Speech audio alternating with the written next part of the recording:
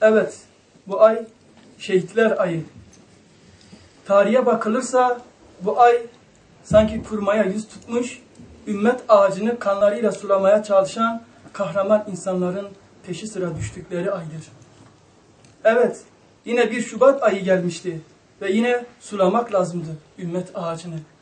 Fakat bu seferki kahramanların bu kadar yakınımızdakiler olacağını nereden bilecektik? Oysa o zamanlar şehadetin kokusunu en derinden hissediyorduk. Belki de bir adım kalmıştı. Zemheri soğukların en şiddetli estiği bir zamanda 21. asrın başındaydık. Bir fırtına esiyordu ki her şeyi ile alt üst ediyordu. Ortamları, kavramları, kelime ve sözcükleri. Kimin nerede durduğunu, kimin neci olduğunu da belli ettiriyordu aynı zamanda.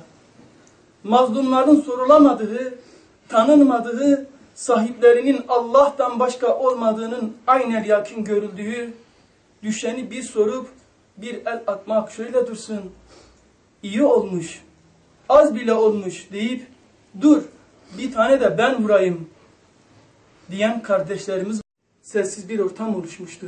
Bir tuhaflık vardı, biliyordum. Birden kalabalıklaştı. Sesler geliyor. İçlerinden biri diğerlerine çok galiz laflar ediyor. Onları azarlıyordu. Sonra yine bir sessizlik oluştu. Birkaç saat kadar. Bir süre sonra yeniden kalabalıklaştı. Bir anlam vermeye çalışıyorum. Sonra yan tarafımdaki odaya seslerinden çıkarabildiğim kadarıyla bir bayan ve bir çocuk getirmiştiler. Çocuk ağlıyordu. Babam, babam, anne babam nerede? Ne oldu babama? Ben ürkmüştüm. Buraya bir bayan mı getirdiler diye. Bu düşünceler içindeyken o bayanın cevabı beni şok etmişti. Oğlum, oğlum baban şehit oldu. Bir anda bulunduğum ortamın dehşetini unuttum. Bu kimdi? Ne diyordu böyle? Ve zaman durdu. Bu düşünceler içerisinde bir süre sonra sesler kesilmişti. Bayanı götürmüştüler. Sonra cezaevine gidince öğrendim ki o sebetkar, fedakar, cefekar bayan doğru söylemişti. Çocuğun babası ve 4 arkadaşı beraber şehit olmuşlardı. İnfaz edilmiştiler, katledilmiştiler.